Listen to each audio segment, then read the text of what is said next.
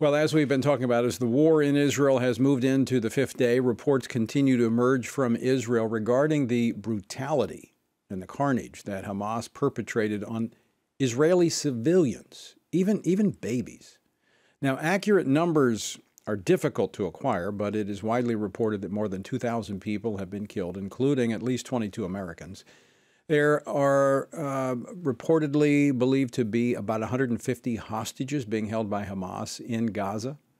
Well, today, Israeli leaders agreed to a unity government featuring a wartime cabinet that includes the Prime Minister, Benjamin Netanyahu, as well as his political rival, Knesset member Benny Gantz. Joining me now with the latest from Israel is Ambassador David Friedman, who served as the U.S. ambassador to Israel during the Trump administration, where he was a part and actually played a key role in the Abraham Accords and in moving the U.S. Embassy to Jerusalem. He is the founder of the Friedman Center for Peace Through Strength and the author of the book Sledgehammer, How Breaking with the Past Brought Peace to the Middle East. Ambassador, welcome to Washington Watch. Good to see you. Thanks, Tony. Good to be with you. I want to start by springboarding off the title of your book, The Policies of the Past and the Push by the international community, often facilitated by the United States, for Israel to appease their enemies by giving up land. That hasn't worked so well. Will there be a break from the past as we deal with this current crisis? Well, I sure hope so. You know, every time Israel has left territory, that vacuum has been filled by terrorists. Whether in Lebanon, the vacuum was filled by Hezbollah. When they left Sinai, the vacuum was filled by ISIS. When they left Gaza, as you know, the vacuum was filled by Hamas. Giving up land in hoping for peace is a failed strategy, and it will continue to fail. I wish we didn't have to learn this lesson in such a painful way as we learned over the past few days. I mean, as you point out, the brutality is unthinkable, undescribable.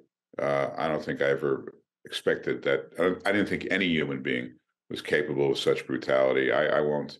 You know, everyone can look on it online. I mean, but it's babies and forcing children to watch their parents being slaughtered, and forcing parents to watch their children, you know, being slaughtered. It's taking Holocaust survivors, you know, 80, 90-year-old women who never would have thought that they'd ever live to see this type of behavior again. They're now being held hostage, you know, in Gaza. By the way, more than 10% of the hostages are American. In addition to the 22 Americans that have been killed, there's at least 17 American hostages.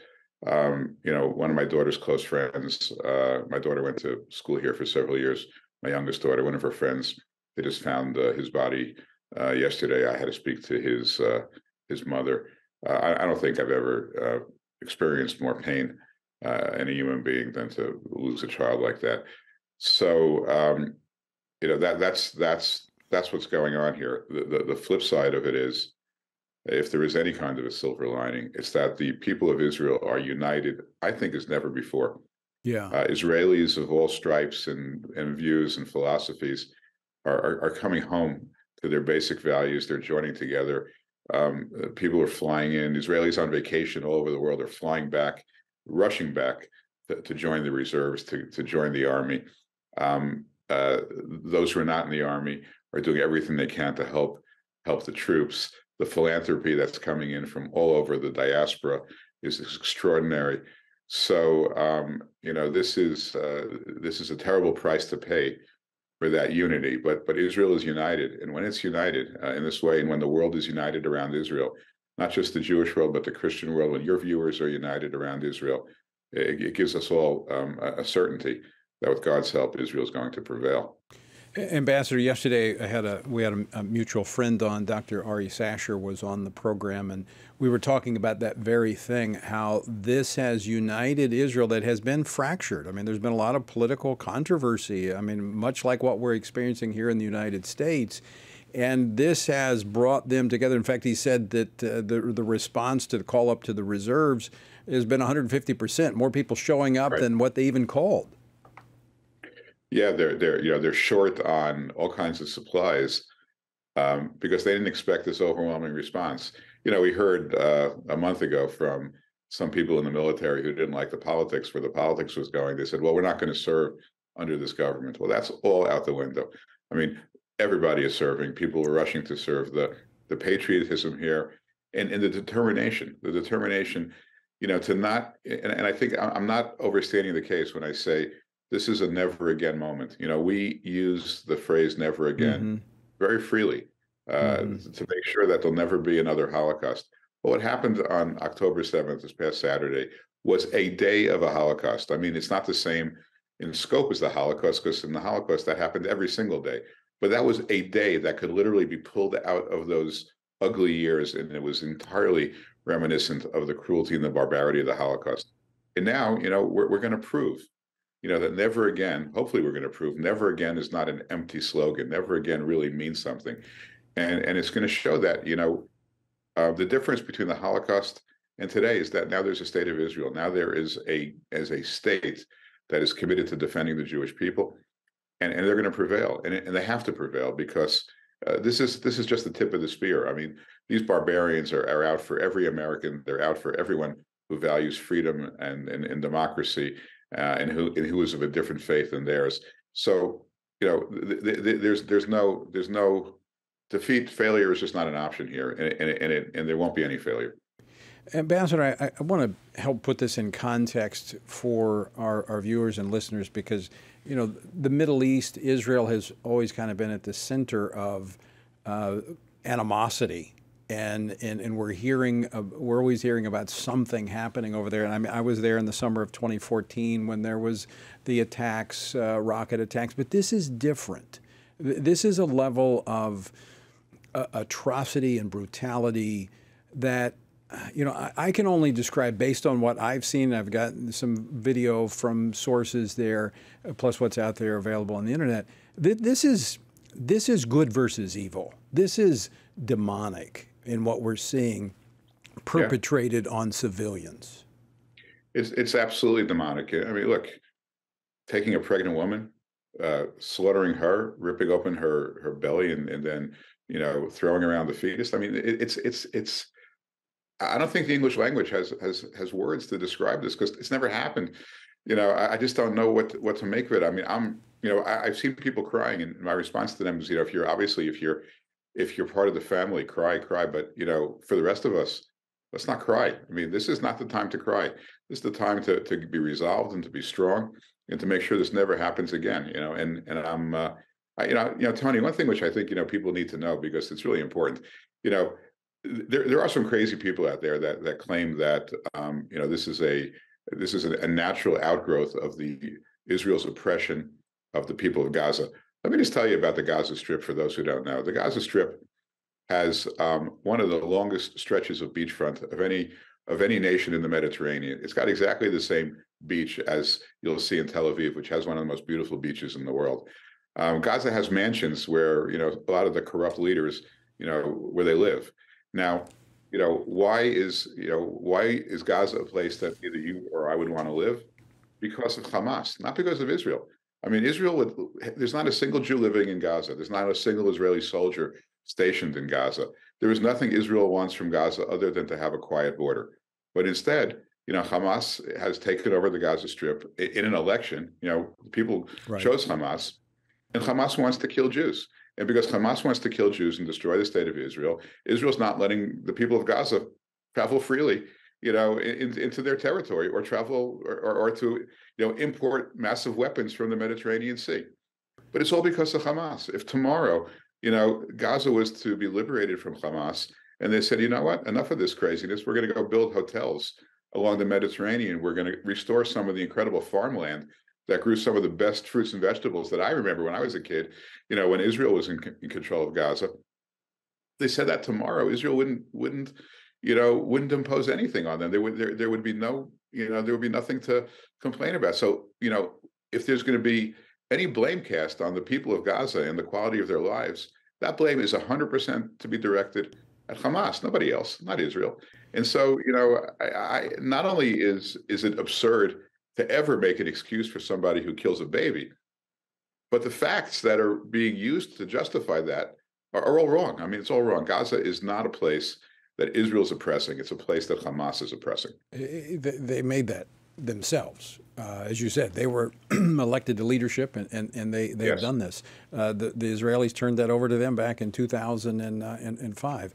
So Right. Yeah. let me ask you this, Ambassador, when you listen to what the Prime Minister is saying, I mean, obviously there's a preparation for ground operations in Gaza. It's one of the most densely populated areas on the planet. I mean, there's a lot of people there. That's going to be a protracted, long, drawn-out initiative. What does America and the international community need to do? You've made the comment that Israel needs to be unhandcuffed. They cannot have the same rules of engagement that the world has placed on them before to take care of this problem. Yeah. Look, in the past, Israel has, with the world's insistence, managed a conflict, which means that every few years, Hamas will shoot some rockets, Israel will retaliate, they'll degrade Hamas's capabilities, but then they'll be built back. And by the way, I should point out that they're being built back with an enormous amount of money from Iran, which has gotten way, way, way richer over the last 3 years. If you compare how much oil they've sold in 2022 to what they sold in 2020, it's about 8 times the amount. So, that's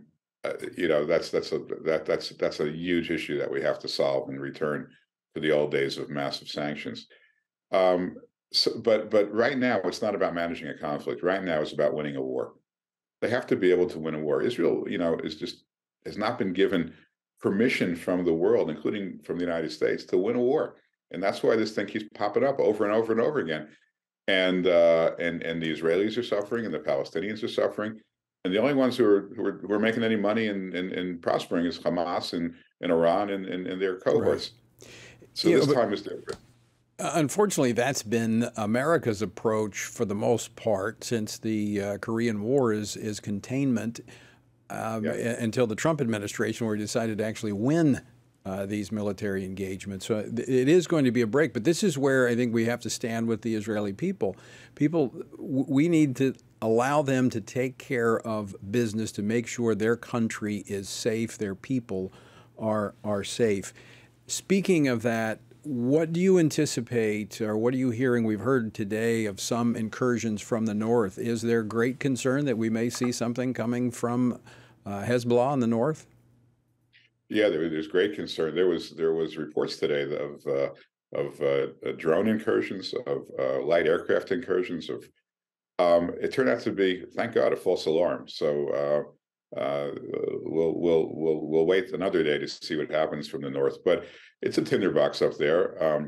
I think the United States, look, I've been very critical of the Biden administration for how we got to this place. I think they made a lot of mistakes funding the PA, funding UNRWA, funding Iran. I mean, they've made a lot of mistakes, and we're here today very much because of those mistakes.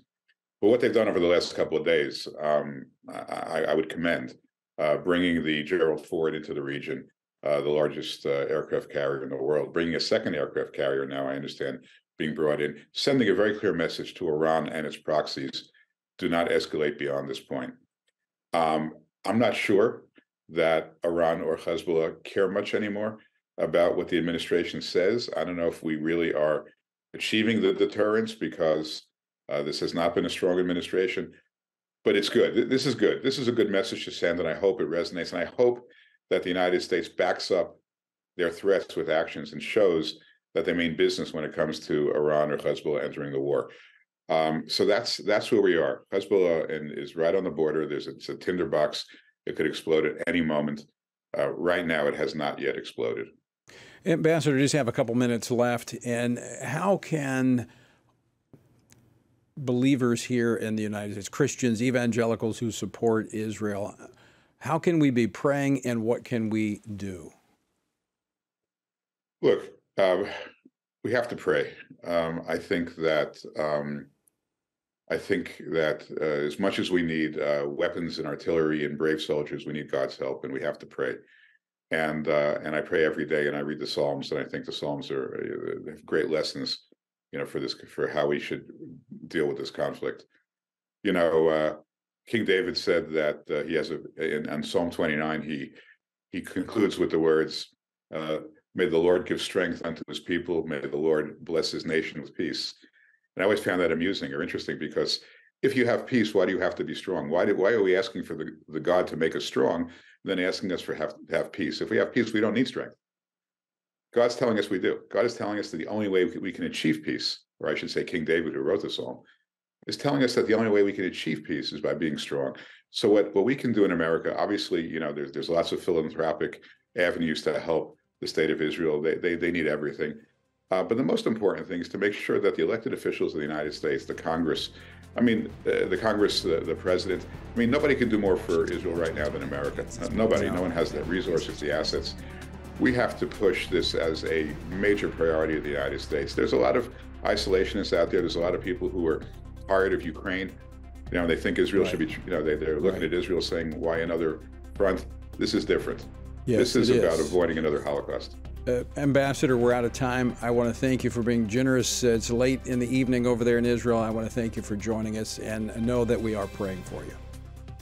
I appreciate it very much. Keep praying, and thank you very much, Tony.